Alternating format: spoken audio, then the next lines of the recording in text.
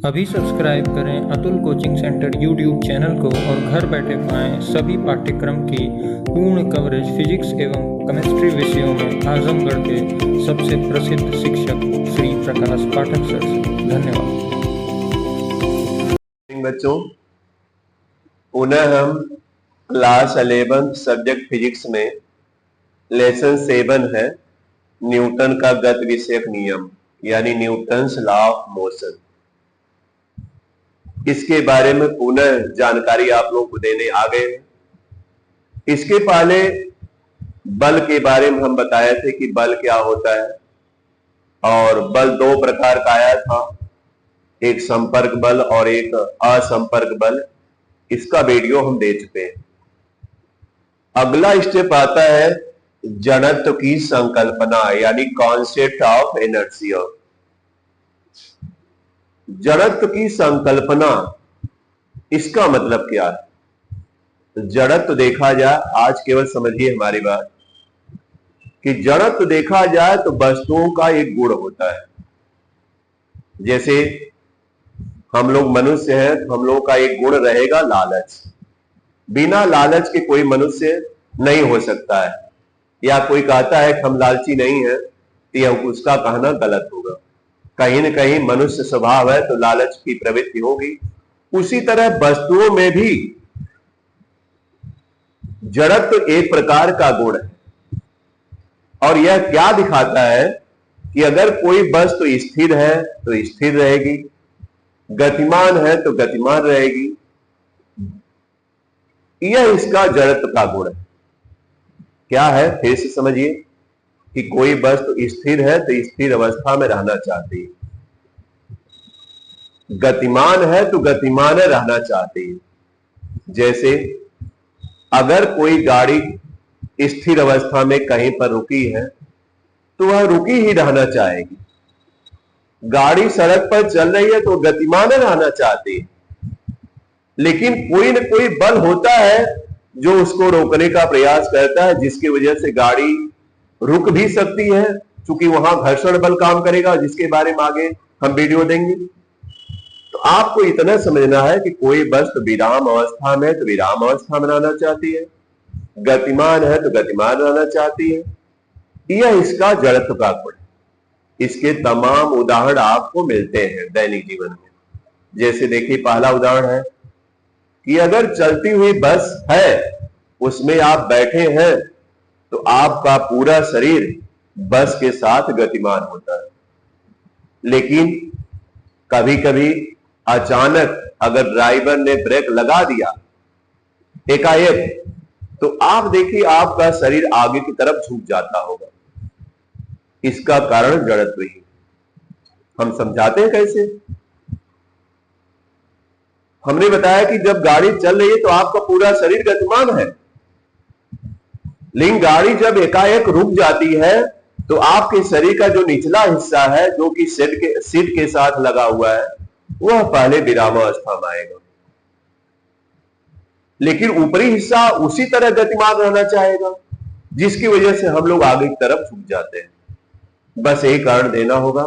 अगर क्वेश्चन पूछा जाता है कि चलती हुई बस में अचानक ब्रेक लगने पर उसमें बैठे यात्री आगे की तरफ झुक जाते हैं, इसका कारण बताइए, तो बताइएगा इसका कारण जड़त्व। कैसे? तो तर्क देना है कि अगर कोई गाड़ी चल रही है तो हमारा शरीर उसके साथ गतिमान है, लेकिन जब गाड़ी पे एकाएक ब्रेक लगता है तो हमारे शरीर का निचला हिस्सा तो एकाएक रुक जाता है, लेकिन ऊपरी हिस्सा जो कि गतिमान था, गतिमान रहना चाहेगा, वो गतिमान रहना चाहेगा, जिसकी वजह से हम आगे की तरफ झुक जाते हैं। यह सब सुन लीजिएगा और नोट से भी बनाइएगा। दूसरा उदाहरण मिलता है इसका कि अगर बस खड़ी है, आप आराम से बैठे हैं, अचानक ड्राइवर आया। अब आजकल जाने रहे सब लोग दूसरे तीसरे पर गाड़ी को उठा लेते हैं। उसी तरह ड्राइवर ने क्या किया कि दूसरा तीसरा गियर लगाकर एकाएक उठा लिया, गाड़ी चला दिया। अब क्या होते हैं, आप पीछे की तरफ जाकर गिर जाते हैं, हो सकता है चोट भी लगे। इसकी वजह क्या है? तो आप बताएंगे इसकी वजह यही थी कि जब गाड़ी रुकी थी तो हमारा शरीर पूरा गाड़ी के साथ स्थिर अवस्था में रहना चाहता था, स्थिर अवस्था में था। लेकिन जब गाड़ी एकाएक चल दी तो हमारे शरीर का निचला हिस्सा तो गतिमान हो गया जो सीट के साथ लगा था, लेकिन ऊपरी हिस्सा स्थिर ही रहना चाहेगा। अब आप ही बताइए, जब निचला हिस्सा गतिमान हो जाएगा आगे की तरफ और यह स्थिर अवस्था बनाना चाहेगा तो यह शरीर का हिस्सा पीछे छूट जाएगा और निचला हिस्सा आगे चला जाएगा, जिसकी वजह से हम लोग पीछे की तरफ गिर जाते हैं। तीसरा है उदाहरण कि कंबल है, कंबल में अगर धूल है बहुत ज्यादा तो आप डंडे से उसको मारकर झाड़ते होंगे कि धूल के कण निकल जाए। यह भी जड़त्व का गुण है। धूल के कण रेशे के साथ, जो कंबल के रेशे थे उसमें लगे थे और उसके साथ स्थिर अवस्था में थे, लेकिन आपने जब डंडा मारा तो रेशा तो गतिमान हो गया, लेकिन धूल का कण स्थिर अवस्था में ही जाना चाहा। रेशा गतिमान हो गया लेकिन धूल का कण हमने कहा स्थिर अवस्था में आना चाहेगा, तो बताइए रेशे और धूल का संपर्क अलग हो जाएगा नहीं? और जब अलग हो जाएगा तो वह बताइए धूल का कण उड़ने लगेगा, यानी धूल का कण रेशे से अलग हो जाएगा। यह भी देखा जाए तो है। लेकिन आपको एक बात और समझा दें कि यह जो जड़त्व है वह तीन प्रकार का होता है, समझिए।